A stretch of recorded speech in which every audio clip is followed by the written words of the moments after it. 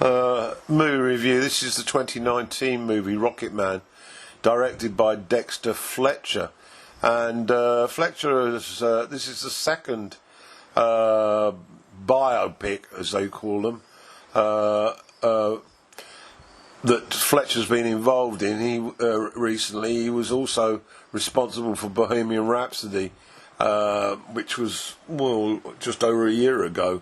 This biopic is regarding the musician, pianist, the infamous Elton John, and it's set really in the period where Elton was particularly successful in the 70s. Of course, he was born one Reg Dwight.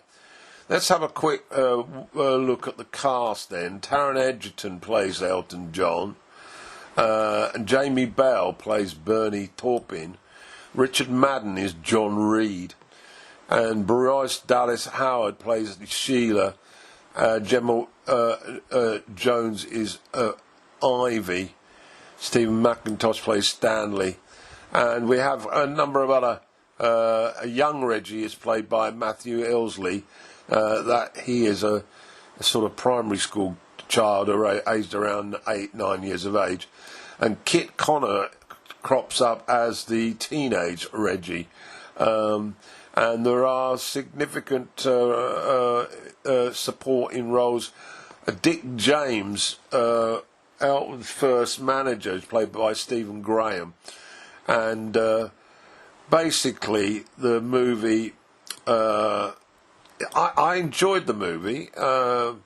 It certainly loosely follows an accurate story and portrayal of Elton's life.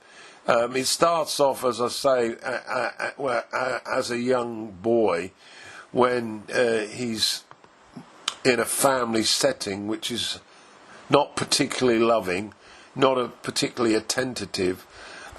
His father is prone to chastisement, over chastisement. His mother is prone to, shall we say, looking for alternative choices for affection. And young Reg is definitely vulnerable and loses out quite considerably, although his grandmother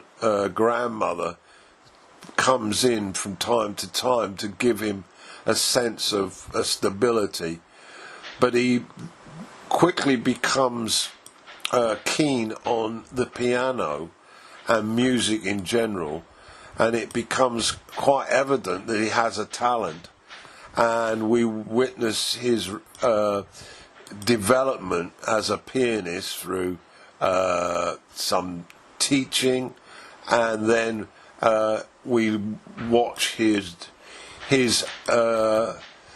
opportunities open up early on, where he's firstly he is able to work in pubs.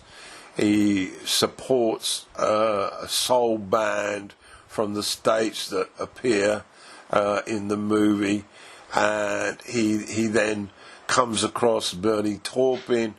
They start writing. He then comes into the fold of Dick James, who grudgingly offers him some financial incentive, and his career slowly develops. Particularly significant are some of the scenes that we witness. For example, when he chooses the name Elton John, he's smitten by the name Elton, which is also the name of a fellow band member, Elton Dean, But when it comes to the choice of a surname, he catches a glimpse of a photo of the Beatles, and his eyes fix on John Lennon, and then that provokes his response that his new stage name, it will be Elton John.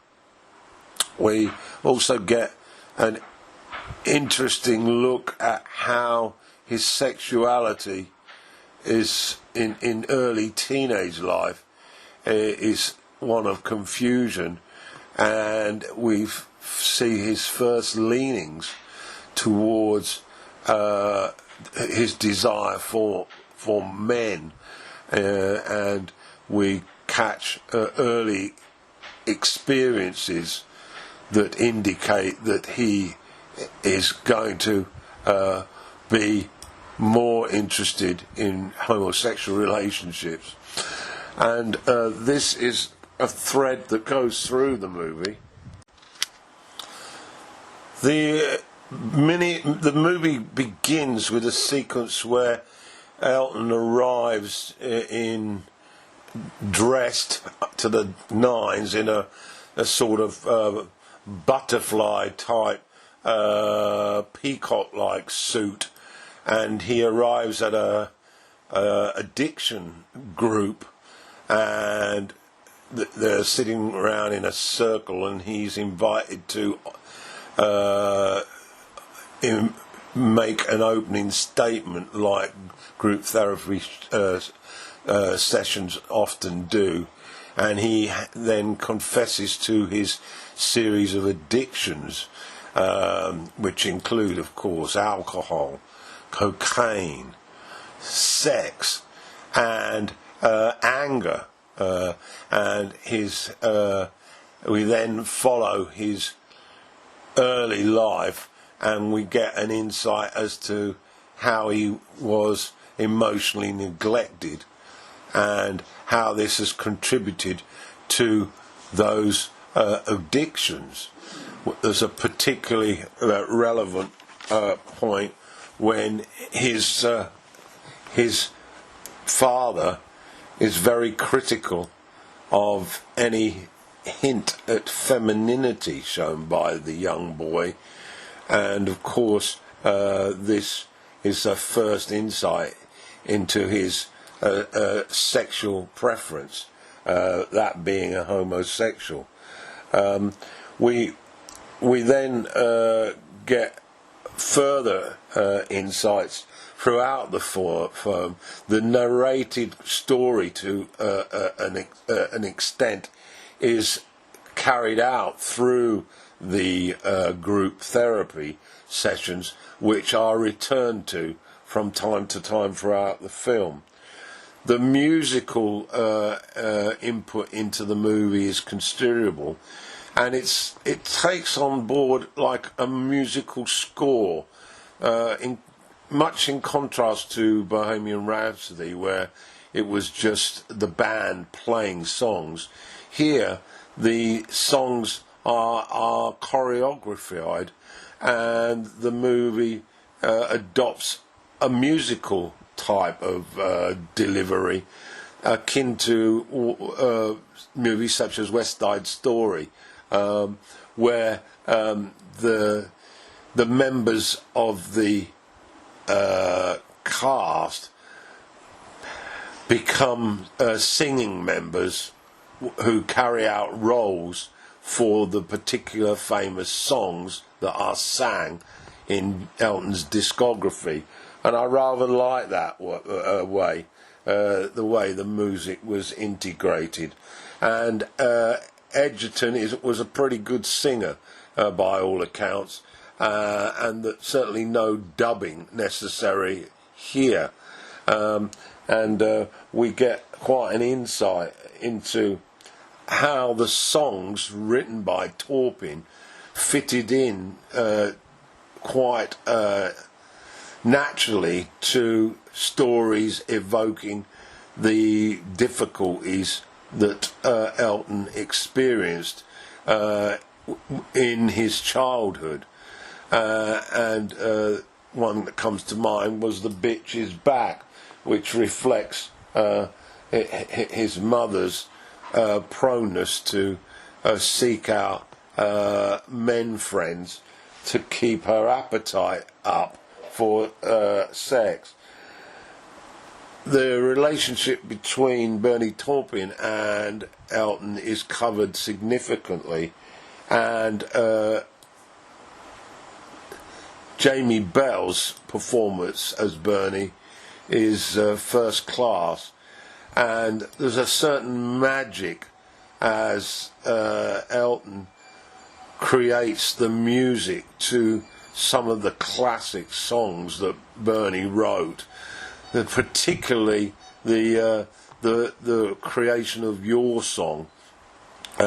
This is when Bernie was living in Elton's home for a short period, and Elton gets up in the morning looking thoroughly bedraggled, but Bernie gives him a sheet of lyrics for Your Song, and he sits at the piano and starts to create this classic, and it was very, very moving and extremely invigorating, because the song is such a classic.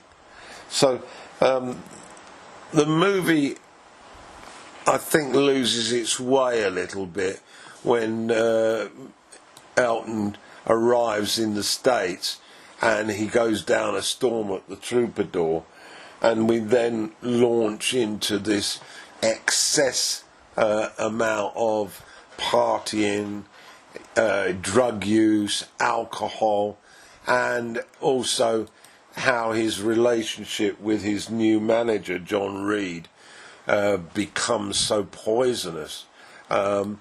However, it has been endorsed by Elton as a fairly accurate portrayal, but I do find that there was a little bit too much of it, really, and the movie concludes at a stage where Elton's able to escape the Los Angeles trap of fandom and infamy, and return back to the UK, where he reunites with Bernie Taupin to create some more classic songs. I do like the last sequence